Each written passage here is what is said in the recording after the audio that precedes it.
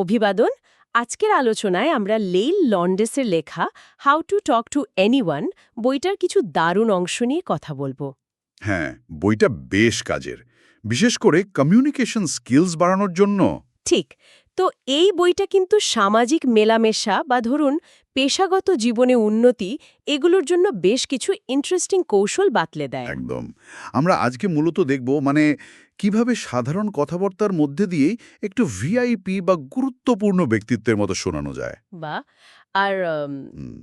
আর ধরুন কোনো পার্টিতে গেলেন বা আলোচনায়, সেখানে কিভাবে সহজে সবার সাথে মিশে যাওয়া যায়, নিজেকে একজন ভেতরের লোক বা ইনসাইডার হিসেবে তুলে ধরা যায়, সেই সব কৌশল নিয়েও কথা বলবো। তার মানে শুধু কথা বলাই নয়, কিভাবে বললে কথাটা অন্যের মনে গেঁথে যায়, একটা ছাপ ফেলে। হ্যাঁ, এবং সম্মান আদায় করা যায়, আর তাতে নিজের লক্ষ্য পূরণও সহজ হয়। দারুণ। আমাদের হাতে বইয়ের কিছু বাছাই করা অংশ আছে, তাহলে চলুন শুরু করা যাক আজকের আলোচনা। নিশ্চয়ই। আচ্ছা, বইয়ের শুরুতেই একটা বেশ মজার তুলনা আছে জানেন? ও, কিরকম? ওই যে জঙ্গলের বাঘ যেমন একে অপরকে দেখেই বুঝে নেয় কার শক্তি কেমন, হুম। মানুষও নাকি অবচেতনভাবেই কথাবার্তা বা কমিউনিকেশনের ভঙ্গি দেখেই একে অপরের মানে সামাজিক বা পেশাগত দক্ষতা মেপে নেয়। ইন্টারেস্টিং। এবং লেখক তো বলছেন, এই যোগাযোগের দক্ষতাই নাকি জীবনের প্রায় 85% সাফল্যের কারণ। এটা কিন্তু বিশাল একটা ব্যাপার। হ্যাঁ, বেশ বড় দাবি। আর এই সূত্র ধরেই আসছে প্রথম কৌশলটা, যেটা আমাদের খুব কমন একটা প্রশ্নকে চ্যালেঞ্জ করে। কোন প্রশ্নটা? ওই যে আমরা প্রথম পরিচয়েই প্রায়শই জিজ্ঞেস করে ফেলি, আপনি কি করেন বা হোয়াট ডু ইউ ডু।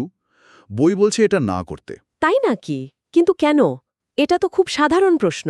সাধারণ, কিন্তু লেখক বলছেন এটা অনেককে অস্বস্তিতে ফেলে দেয়। ধরুন কেউ হয়তো সদ্য চাকরি হারিয়েছেন, অথবা যার পেশাটা একটু অন্যরকম। যেমন? বইতে উদাহরণ আছে মর্গকর্মী বা ট্যাক্স কালেক্টর, অথবা ধরুন যিনি একজন ফুল টাইম মা, তার তো পেশা নেই সেভাবে। আচ্ছা আচ্ছা, বুঝতে পারছি। তাদের জন্য এটা একটু কঠিন প্রশ্ন হয়ে যায়। ঠিক। তাছাড়া বড় মাপের বা সামাজিকভাবে দক্ষ যারা, তারা নাকি এই প্রশ্নটা সাধারণত এড়িয়ে চলেন। কেন? কারণ তারা মনে করেন একজন মানুষ তো শুধু তার পেশা দিয়ে পরিচিত নন, তার চেয়েও বেশি কিছু। আর এই প্রশ্ন এড়িয়ে যাওয়াটা এক ধরনের আত্মবিশ্বাসও দেখায়। তাহলে কি জিজ্ঞাসা করা উচিত?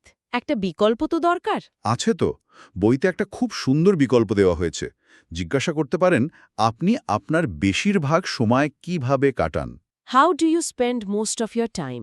হুম, এটা বেশ ভালো তো, অনেক মার্জিত শোনাচ্ছে। হ্যাঁ, আর এটা অনেক বেশি খোলাও। মানে যাকে জিজ্ঞাসা করছেন তিনি তার কাজ নিয়েও বলতে পারেন, বা চাইলে তার শখ বা অন্য কোনো ইন্টারেস্টের কথাও বলতে পারেন। আলাপচারিতাটা তাহলে অনেক সহজ হয়ে যায়। বেশ। আচ্ছা, আর যদি উল্টোটা হয়, আমাকেই কেউ জিজ্ঞেস করলো আপনি কি করেন, তখন? তখন বই বলছে ওই গতানুগতিক তৈরি করা উত্তর না দিয়ে বরং যে শুনছে তার আগ্রহটা একটু বোঝার চেষ্টা করে। মানে মানে তার ব্যাকগ্রাউন্ড বা সে কি জানতে চাইতে পারে, সেটা আন্দাজ করে নিজের কাজের একটা ছোট কিন্তু আকর্ষণীয় বিবরণ দেওয়া ভালো। এটাকে বইতে বলছে নাটশেল রেজিউমে। নাটশেল রেজিউমে মানে খুব সংক্ষেপে কাজের সারমর্ম। হ্যাঁ, আর এর সাথে আরেকটা জিনিস যোগ করতে বলছে, বেনিফিট স্টেটমেন্ট। বেনিফিট স্টেটমেন্ট সেটা কি? মানে আপনার কাজটা অন্যের কি উপকারে আসে, সেই দিকটা বলা। শুধু পদ বা দায়িত্ব না বলে ফলাফলটা বলা। ও আচ্ছা। যেমন ধরুন বইয়ের গ্লোরিয়ার উদাহরণটাই বলি। সে হেয়ার ড্রেসার। সে কিন্তু শুধু বলে না আমি চুল কাটি। তাহলে কি বলে? সে হয়তো বলে আমি কর্মজীবী মহিলাদের এমন হেয়ারস্টাইল দিই যা অফিস এবং পার্টি দু জায়গাতেই দারুণ মানায়। অথবা আমি মানুষকে সুন্দর দেখতে সাহায্য করি। মানে কাজের উপযোগিতা বা বেনিফিটটা তুলে ধরা। বাহ, এটা তো সত্যিই অনেক বেশি আকর্ষণীয় শোনায়। মনে রাখার মতো। একদম। এরপর আসছে শব্দ ব্যবহারের কথা, আমাদের শব্দ ভাণ্ডার। হ্যাঁ, শব্দ ভাণ্ডার সেটা নিয়েও কিছু বলা আছে। আছে, বলা হচ্ছে মাত্র 50টা নতুন একটু অন্যরকম আকর্ষণীয় শব্দ ব্যবহার করেই নাকি কথাবার্তার মান অনেক উঁচুতে নিয়ে যাওয়া যায়। মাত্র 50টা? বলেন কি? হ্যাঁ, ওই যে সাধারণ বিশেষণগুলো আমরা সবসময় ব্যবহার করি, স্মার্ট, নাইস, প্রিটি, এগুলোর বদলে একটু অন্য শব্দ। যেমন স্মার্টের বদলে কি? হয়তো ক্লেভার বা রিসোর্সফুল। প্রিটির বদলে এলিগেন্ট, স্টানিং, র্যাভিশিং। ধরুন প্রশংসা করছেন কিছুর, নাইস না বলে বললেন স্প্লেন্ডিড বা ম্যাগনিফিসেন্ট। হুম, মানে একটু কম ব্যবহৃত কিন্তু জোরালো শব্দ। ঠিক, কারণ ওই খুব কমন শব্দগুলো তো ব্যবহারে ব্যবহারে কেমন যেন ধার হারিয়ে ফেলেছে, তাই না?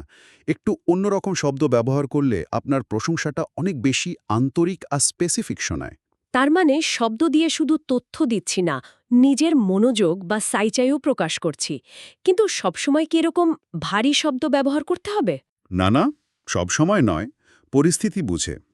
কিন্তু যেখানে একটু বিশেষত্ব যোগ করা সম্ভব, যেমন ধরুন কারো পোশাক বা কাজের প্রশংসা করছেন, তখন ব্যবহার করলে দারুণ প্রভাব ফেলে।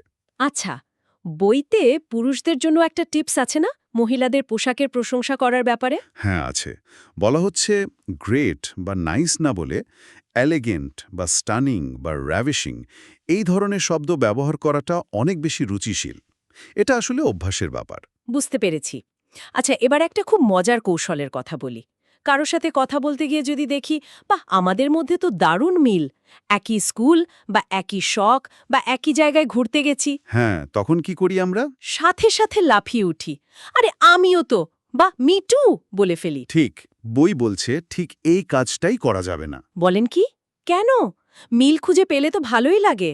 ভালো লাগে ঠিকই, কিন্তু কৌশলটা হলো kill the quick me two, মানে সাথে সাথে নিজের মিলটা বলে না দিয়ে একটু অপেক্ষা করতে। অপেক্ষা করতে?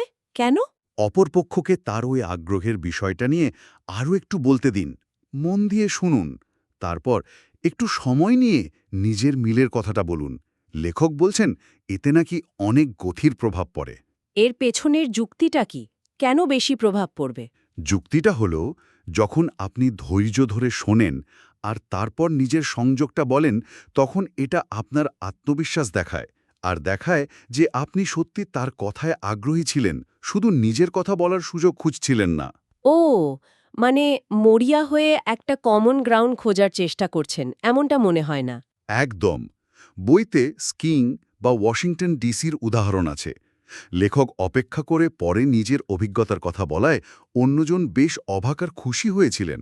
হুম, বেশ সূক্ষ্ম কিন্তু শক্তিশালী কৌশল। আচ্ছা, এই যে অন্যের ওপর মনোযোগ দেওয়া, এরই সূত্র ধরে কি আরেকটা কৌশল আছে, ওই যে কমিউনিকেশন? ঠিক ধরেছেন, কম ইউনিকেশন, মানে কথা বলার সময় যতটা সম্ভব আমি, আমার এগুলো কম ব্যবহার করে আপনি, আপনার এগুলো বেশি ব্যবহার করা। এটা কেন জরুরি? দেখুন, মানুষ তো স্বাভাবিকভাবেই নিজের প্রতি বেশি মনোযোগী, তাই না? যখন আপনার কথায় আপনি বা আপনার আসে, তখন শ্রোতার মনোযোগটা সাথে সাথে বেড়ে যায়। তারা আপনার কথার সাথে নিজেদের রিলেট করতে পারে। একটা উদাহরণ দিলে ভালো হয়। ধরুন, আপনি বলছেন, আমি এই রেস্টুরেন্টটা খুব পছন্দ করি। তার বদলে যদি বলেন, আপনার এই রেস্টুরেন্টটা ভালো লাগবে, কিন্তু কোনটা বেশি কানে লাগবে? অবশ্যই দ্বিতীয়টা। ঠিক। বইতে বসের কাছে ছুটি চাওয়ার উদাহরণ আছে। বস, আমি কি শুক্রবার ছুটি নিতে পারি? এটা আমি কেন্দ্রিক। হুম। তার চেয়ে ভালো, বস, আপনি কি শুক্রবার আমাকে ছাড়া অফিসটা একটু সামলে নিতে পারবেন? এটা আপনি কেন্দ্রিক, এবং এটা বসের সক্ষমতার ওপর জোর দেয়। বাহ, দারুণ তো। প্রশংসার ক্ষেত্রেও কি একই? হ্যাঁ, আমি আপনার কাজটা পছন্দ করেছি, তার চেয়ে আপনি সত্যিই দারুণ কাজ করেছেন, এটা অনেক বেশি সরাসরি এবং জোরালো। আচ্ছা, বইতে এর সাথে মানসিক স্বাস্থ্যেরও একটা যোগসূত্র দেখানো হয়েছে না? হ্যাঁ, বেশ মজার। থেরাপিস্টরা নাকি দেখেছেন, যারা মানসিক সমস্যায় ভোগেন তারা কথায় আমি, আমার এগুলো খুব বেশি ব্যবহার করেন। তাই নাকি? হ্যাঁ, আর সুস্থ হওয়ার সাথে সাথে এই প্রবণতাটা নাকি কমতে থাকে। তার মানে আপনি কেন্দ্রিক কথা বলাটা হয়তো শুধু সামাজিক কৌশল না, সুস্থ মানসিকতারও লক্ষণ। Interesting point. আচ্ছা, হাসির ব্যাপারেও তো কিছু বলা ছিল, ওই যে দ্য এক্সক্লুসিভ স্মাইল। হ্যাঁ, এক্সক্লুসিভ স্মাইল, মানে সবার জন্য একই রকম মেকানিক্যাল হাসি নয়। তাহলে কেমন? পরিস্থিতি আর ব্যক্তি বুঝে হাসিতে একটু ভিন্নতা আনা। ধরুন, কারো দিকে তাকিয়ে একটু থেমে তারপর বিশেষভাবে হাসলেন, যেন হাসিটা শুধু তার জন্যই। এতে কি হয়? এতে আপনার হাসিটা অনেক বেশি আন্তরিক আর মূল্যবান মনে হয়। মনে হয় না যে এটা আপনার অভ্যাসের বশে দেওয়া হাসি। এগুলো তো গেল কি করা উচিত। এবার আসি কি করা উচিত নয় সেদিকে, যেমন ওই যে ক্লিশে ব্যবহার না করা। হ্যাঁ, don't touch a cliche with a 10-ফুট পোল, মানে গতানুগতিক বা বহু ব্যবহারে জীর্ণ কথা বা উপমা এড়িয়ে চলা। যেমন যেমন ধরুন কুকুরের মতো তন্ত, মাখনের মতো নরম, এই টাইপের কথা। এগুলো নাকি বুদ্ধিদীপ্ত মানুষদের কাছে আপনাকে একটু সাধারণ, মানে কল্পনাশক্তিহীন প্রমাণ করে। তার চেয়ে নিজের ভাষায় বলা ভালো। একদম, একটু মৌলিকভাবে। আরেকটা খুব জরুরি না হলো কাউকে নিয়ে মজা করা বা টিজ করা, ট্র্যাশ দ্য টিজিং। এটা তো অনেকেই করে, হালকা মজারা। হালকা মজা ঠিক আছে, কিন্তু যদি সেটা কাউকে ছোট করে বা অস্বস্তিতে ফেলে তাহলে একদমই না। বইতে একটা ডিনার পার্টির উদাহরণ আছে, যেখানে হোস্টকে তার ড্রিঙ্ক করার অভ্যাস নিয়ে টিজ করায় পরিস্থিতি খুব খারাপ হয়ে গিয়েছিল। ও, লেখক বলছেন এই ধরনের টিজিং আসলে নিজের হীনমন্যতার লক্ষণ, আর এটা সম্পর্ক খুব বাজেভাবে নষ্ট করে দেয়। তাহলে রসিকতা করাটাই কি বন্ধ? না না, তা কেন? রসিকতা করা ভালো, কিন্তু খেয়াল রাখতে হবে সেটা যেন কাউকে ব্যক্তিগতভাবে আক্রমণ না করে। নিজের ছোটখাটো ভুল বা কোনো সাধারণ পরিস্থিতি নিয়ে মজা করা যেতে পারে, কিন্তু অন্যের চেহারা, দুর্বলতা বা অবস্থা নিয়ে নয়। ঠিক। এরপর আসছে সরাসরি কথা বলার কথা, তবে শালীনভাবে। কল আ স্পেড আ স্পেড। হ্যাঁ, মানে অহেতুক ঘুরিয়ে প্যাঁচিয়ে না বলে বা অপ্রয়োজনীয় ভদ্রতার মোড়ক ইউফেমিজম ব্যবহার না করে সঠিক শব্দটা ব্যবহার করা। যেমন? বইতে উদাহরণ আছে, ধরুন টয়লেট পেপার বা ধনী, রিচ, এই শব্দগুলো বলতে লজ্জা না পাওয়া। সফল মানুষেরা নাকি সোজা সাপটা কথা বলতেই পছন্দ করেন, তবে অবশ্যই স্থান কাল পাত্র বুঝে। অভদ্রতা নয়, কিন্তু স্পষ্টতা। বুঝতে পারছি। আচ্ছা, খারাপ খবর দেওয়ার সময় কি করতে হবে? সেখানে খুব সংবেদনশীল হতে হবে। কৌশলটার নাম ইটস দ্য রিসিভার্স বল, মানে বলটা এখন যিনি খবরটা শুনছেন তার কোর্টে। মানে? মানে খবরটা শুনে তার কেমন লাগতে পারে সেটা আগে থেকে আঁচ করে নিজের প্রতিক্রিয়া বা গলার স্বর সেভাবে তৈরি করা। ও আচ্ছা, যেমন হাসি মুখে দুঃখের খবর দেওয়া যাবে না। একদমই না, ওটা চরম অভদ্রতা। আবার ধরুন খুব সাধারণ একটা খবরে অতিরিক্ত গম্ভীর হয়ে পড়াও ঠিক না।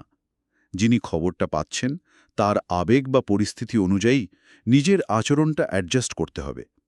মনে রাখবেন, খবরের চেয়ে খবর দেওয়ার ভঙ্গিটা অনেক সময় বেশি গুরুত্বপূর্ণ হয়ে যায়। ঠিক। আর যদি কেউ এমন প্রশ্ন করে বসে যার উত্তর দিতে ইচ্ছে করছে না, তখন? তখন কাজে লাগাতে হবে দ্য ব্রোকেন রেকর্ড বা ভাঙা রেকর্ডের কৌশল। ভাঙা রেকর্ড? সেটা কি রকম? মানে একই উত্তর একই রকম শান্ত কিন্তু দৃঢ় গলায় বারবার বলা। বইতে বারবারা আর ফ্র্যাঙ্কের ডিভোর্সের গল্প আছে। বারবারাকে যখনই কেউ ব্যক্তিগত প্রশ্ন করছিল, উনি শুধু একটাই বাক্য বলছিলেন, একই সুরে, Frank and I would rather not discuss it. বারবার? হ্যাঁ, বারবার। প্রশ্নকারী একসময় নিজেই থেমে যাবে। এটা একটা ভদ্র কিন্তু খুব কার্যকর উপায় নিজের সীমারেখা বোঝানোর। দারুণ কৌশল তো। আচ্ছা, সেলিব্রিটি বা খুব গুরুত্বপূর্ণ লোকেদের সাথে কথা বলার সময় কি করা উচিত নয়? হ্যাঁ, বিগ শটস ডোন্ট স্লোবার, মানে অতিরিক্ত উচ্ছ্বাস দেখানো বা একেবারে ভক্তের মতো আচরণ করা ঠিক না। তাহলে প্রশংসা করা যাবে না? যাবে, কিন্তু সরাসরি তাদের কাজের প্রশংসা করার চেয়ে বলুন যে তাদের কাজটা আপনাকে ব্যক্তিগতভাবে কিভাবে ছুঁয়েছে, কি আনন্দ বা উপলব্ধি দিয়েছে, সেটা নাকি বেশি কার্যকর। আর? আর সম্ভব হলে তাদের সাম্প্রতিক কাজ নিয়ে কথা বলুন। খুব পুরনো কাজের কথা বললে মনে হতে পারে আপনি তাদের এখনকার কাজ সম্পর্কে খোঁজ রাখেন না। আর যদি তাদের সাথে কেউ থাকেন? অবশ্যই তাকেও আলাপে যুক্ত করতে হবে। সঙ্গীকে উপেক্ষা করাটা খুব বড় অভদ্রতা। আচ্ছা, প্রথম অংশের শেষে ধন্যবাদ জানানোর একটা নিয়ম ছিল না? হ্যাঁ, খুব সুন্দর নিয়ম। Never the naked thank you, মানে শুধু শুকনো ধন্যবাদ নয়, তাহলে? সবসময় কারণটা উল্লেখ করে ধন্যবাদ জানানো। যেমন আসার জন্য ধন্যবাদ, অপেক্ষা করার জন্য ধন্যবাদ, সাহায্য করার জন্য ধন্যবাদ। ওহ, এই ছোট্ট কারণটা যোগ করলে? হ্যাঁ, আপনার কৃতজ্ঞতাটা অনেক বেশি আন্তরিক আর সুনির্দিষ্ট শোনায়। মানুষ বুঝতে পারে আপনি ঠিক কোন জিনিসটার জন্য ধন্যবাদ দিচ্ছেন। চমৎকার। প্রথম অংশের কৌশলগুলো তো দারুণ। এবার একটু দ্বিতীয় অংশে যাই। হ্যাঁ, নিশ্চয়ই। এমন তো প্রায়ই হয়, আমরা কোনো পার্টিতে বা আলোচনায় যাই আর দেখি সবাই এমন কিছু নিয়ে কথা বলছে যা আমাদের কাছে পুরো এলিয়েন ল্যাঙ্গুয়েজ। হ্যাঁ হ্যাঁ, হয়তো ধরুন সবাই গল্ফ নিয়ে কথা বলছে আর আপনি জীবনে গল্ফ খেলেননি, বা সবাই হয়তো কোনো বিশেষ সফটওয়্যার নিয়ে আলোচনা করছে। ঠিক, তখন নিজেকে খুব বহিরাগত বা আউটসাইডার মনে হয়, অস্বস্তি লাগে। এই অস্বস্তি কাটানোর জন্যই বইতে প্রথম যে কৌশলটার কথা বলা হয়েছে সেটা বেশ মজার, স্ক্র্যাম্বল থেরাপি। স্ক্র্যাম্বল থেরাপি মানে কি? মানে মাঝে মাঝে ইচ্ছে করে এমন কিছু করা যা আপনার কমফর্ট জোনের বাইরে, যা আপনি সাধারণত করেন না। যেমন? ধরুন, আপনি টেনিস খেলেন, একদিন হুট করে হাইকিংয়ে চলে যান, বা আপনি হয়তো খুব বই পোকা, একদিন বোলিং করতে যান, বা কোনো আর্ট এক্সিবিশনে যান, যদিও আপনি আর্ট তেমন বোঝেন না। এর লাভটা কি? হাইকিং বা বোলিং করে কিভাবে আলাপে সুবিধা হবে? লাভ আছে। বই বলছে কোনো বিষয়ে মাত্র একবার অংশ নিলেই সেই বিষয়ে কথা বলার জন্য দরকারি প্রায় ৮০% জ্ঞান নাকি অর্জন করা যায়। বলেন কি? মাত্র একবার? হ্যাঁ, বিশেষ করে ওই জগতের ভেতরের কিছু শব্দ বা পরিভাষা, লিঙ্গ আর কিছু সাধারণ প্রশ্ন, এগুলো শেখা হয়ে যায়। একটা উদাহরণ দিন তো। বইয়ের লেখক স্কুবা ডাইভিংয়ের কথা বলেছেন। তিনি একবার ডাইভ করেছিলেন, তাতেই নাকি ডাইভারদের আড্ডায় যোগ দেওয়ার মতো অনেক কিছু জেনে গেছিলেন। যেমন ভিজিবিলিটি কেমন ছিল, কোন ধরনের ওয়েটস্যুট পরেছিলে, ডিকম্প্রেশন সিকনেস নিয়ে কি ভাবো, এইসব। বাহ! মানে একবারের অভিজ্ঞতাতেই অনেকটা ইনসাইডার হওয়ার মতো ব্যাপার। হ্যাঁ, এটা আপনাকে সেই জগতের একটা স্বাদ দেয়, কথা বলার মতো কিছু রসদ যোগায়, আর আত্মবিশ্বাসও বাড়ে। দারুণ! এটা তো গেল শখের কথা। পেশার ক্ষেত্রেও কি এটা কাজে লাগে? ধরুন আমি একজন ডাক্তারের সাথে কথা বলছি, অথচ আমি মেডিকেলের কিছুই জানি না। অবশ্যই কাজে লাগে। কৌশলটা হলো লার্ন আ লিটল জবলডিগুক। জাবলিটিকি গুক? মানে পেশাগত পরিভাষা। হ্যাঁ, অনেকটা তাই। মানে অন্যের পেশা সম্পর্কে হয়তো আপনার বিস্তারিত জ্ঞান নেই, কিন্তু সেই পেশার কিছু চালু শব্দ, কিছু ভেতরের কথা আর কয়েকটা সঠিক প্রশ্ন যদি জেনে রাখেন, তাহলে তাহলে আপনি সহজেই তাদের সাথে আলোচনা শুরু করতে পারবেন। আর আপনাকে একেবারে অজ্ঞ মনে হবে না। যেমন একজন লেখককে কি জিজ্ঞেস করা যেতে পারে? ওই বোকা প্রশ্নটা না করে আপনি কবে গ্রেট আমেরিকান নভেল লিখবেন, এর বদলে জিজ্ঞেস করতে পারেন, আপনি কি মূলত ফিকশন লেখেন নাকি নন ফিকশন, অথবা এখন কোন প্রজেক্ট নিয়ে কাজ করছেন, বা কোন প্রকাশনীর সাথে আছেন। হুম, এগুলো অনেক বেশি স্মার্ট প্রশ্ন। শিল্পীদের ক্ষেত্রে? তাদের কাজের মাধ্যম নিয়ে জিজ্ঞেস করতে পারেন, তেল রং না জল রং না অন্য কিছু, বা তাদের কাজ কোথায় দেখা যেতে পারে, মানে গ্যালারি বা এক্সিবিশন, এইসব। আচ্ছা, এই প্রাথমিক আলাপের পর কি আরও গভীরে যাওয়া যায়? হ্যাঁ, পরের ধাপটা হলো সেই পেশা বা ফিল্ডের সাম্প্রতিক হট টপিক বা সমস্যাগুলো, হট বাটন সম্পর্কে একটু জেনে নেওয়া। হট বাটন মানে আলোচিত বিষয়। ঠিক, এটা আপনাকে শুধু পরিচিত না, বেশ ওয়াকিবহল বা ইনসাইডার হিসেবে তুলে ধরবে। যেমন ডাক্তারদের সাথে হয়তো স্বাস্থ্যসেবার নতুন কোনো নিয়ম নিয়ে কথা বললেন, বা শিক্ষকদের সাথে নতুন শিক্ষাক্রম নিয়ে। এটা তো দারুণ আইডিয়া। বইতে আরও বলা হয়েছে, বিভিন্ন পেশার নিজস্ব কিছু সম্ভাষণ বা বিদায় জানানোর ভঙ্গি থাকে, সেগুলো শিখে রাখাও কাজে দেয়। যেমন অভিনেতারা বলেন ব্রেক আ লেগ, ফায়ার ফাইটারদের একটা কথা বইতে আছে, সিয়া অ্যাট দ্য বিগ ওয়ান। এগুলো ব্যবহার করলে মনে হবে আপনি তাদের জগৎটা বোঝেন। কিন্তু এই সব তথ্য, হট বাটন এগুলো জানবো কিভাবে? একটা খুব সহজ উপায় আছে, রিড দেয়ার র্যাগস, মানে খবরের কাগজের বা ম্যাগাজিনের সেই পাতাগুলো পড়া যেগুলো আমরা সাধারণত পড়ি না বা এড়িয়ে যাই। যেমন? যেমন ধরুন ব্যবসার পাতা, খেলার পাতা, শেয়ার বাজারের খবর, রিয়েল এস্টেটের বিজ্ঞাপন, এগুলো। ওহ! এছাড়াও বিভিন্ন পেশা বা শখের নিজস্ব ট্রেড জার্নাল বা বিশেষ ম্যাগাজিন থাকে, সেগুলোই চোখ বোলানো যেতে পারে। এটা কি সত্যিই কাজে দেয়? বইয়ের লেখক তো নিজের উদাহরণ দিয়েছেন। তিনি একবার প্লেনে বসে পাশে থাকা একটা বাগান সংক্রান্ত ম্যাগাজিন উল্টে পাল্টে দেখছিলেন। পরে একজন সম্ভাব্য ক্লায়েন্টের সাথে কথা বলার সময় ওই ম্যাগাজিন থেকে পাওয়া জ্ঞান কাজে লাগিয়ে তার বাগান নিয়ে এত সুন্দর আলোচনা করেছিলেন। যে ক্লায়েন্ট মুগ্ধ হয়ে তাকে কাজটা দিয়ে দিয়েছিলেন, তাই তো? একদম। ক্লায়েন্ট ভেবেছিলেন, বাহ, ইনি তো আমার ইন্টারেস্টের বিষয়েও এত কিছু জানেন। দারুণ উদাহরণ। আচ্ছা, এবার একটু আন্তর্জাতিক প্রসঙ্গে আসি। বিদেশে গেলে বা ভিনদেশী কারোর সাথে কথা বললে হ্যাঁ, তখন সেখানকার রীতিনীতি বা কালচারাল কাস্টমস জানাটা যে কতটা জরুরি, সেটার উপর জোর দেওয়া হয়েছে। কৌশলটার নাম ক্লিয়ার কাস্টমস। এইটা তো আমরা জানি যে জরুরি, কিন্তু কতটা জরুরি? মারাত্মক জরুরি। পোশাক কেমন পরা উচিত, বিজনেস কার্ড কিভাবে বিনিময় করতে হয়, উপহার কখন খোলা উচিত বা উচিত না, কিভাবে সম্বোধন করতে হয়, কোন অঙ্গভঙ্গি ঠিক বা বেঠিক, এই সব ছোট ছোট বিষয় অজ্ঞতার কারণে বিরাট ভুল বোঝাবুঝি হয়ে যেতে পারে। বইতে জাপানের একটা উদাহরণ ছিল না? হ্যাঁ, লেখকের এক বান্ধবী জাপানে গিয়ে অজান্তেই সেখানকার ব্যবসায়িক শিষ্টাচারের প্রায় সব নিয়ম ভেঙে ফেলেছিলেন। এক হাতে বিজনেস কার্ড দেওয়া, উপহার পেয়েই সবার সামনে খুলে ফেলা, ফল খুব খারাপ হয়েছিল, সম্পর্কটাই নষ্ট হয়ে গিয়েছিল। তার মানে কোথায় ঝুঁকে নমস্কার করতে হবে, কোথায় হাত মেলাতে হবে, কোথায় চোখের দিকে তাকানো অভদ্রতা, এগুলো না জেনে গেলে সম্পর্ক শুরুতেই শেষ হয়ে যেতে পারে, পেশাগত বা সামাজিক দুটো ক্ষেত্রেই। খুব সত্যি কথা। আচ্ছা, এই অংশের শেষে একটা বেশ মজার কৌশল আছে না কেনাকাটার সময় দর কষাকষি নিয়ে? ব্লফিং ফর বার্গেইনস। হ্যাঁ, আছে। লেখক বলছেন বিক্রেতারা নাকি প্রায়শই বুঝতে পারেন কে অভিজ্ঞ ক্রেতা আর কে অনভিজ্ঞ, আর সেই অনুযায়ী তারা দাম বা ডিল অফার করেন। তাহলে কিভাবে অভিজ্ঞ ক্রেতার মতো ভাব দেখানো যায় দর কষাকষির জন্য? কিছু পেশাদারি পরিভাষা বা লিঙ্গ ব্যবহার করে আপনি যখন বিক্রেতার সাথে কথা বলার সময় দু একটা ওই ফিল্ডের শব্দ ব্যবহার করবেন, তখন সে ভাববে, আরে ইনি তো বিষয়টার খোঁজখবর রাখেন, একেবারে আনারই নন। তখন ঠকানোর চান্স কমে যায়। বা ভালো ভিল পাওয়ার সম্ভাবনা বাড়ে। কী রকম শব্দ? কয়েকটা উদাহরণ দেবেন? ধরুন ইন্স্যুরেন্স কিনছেন, তখন হয়তো আমব্রেলা পলিসি বা ফ্লোটার শব্দগুলো ব্যবহার করলেন।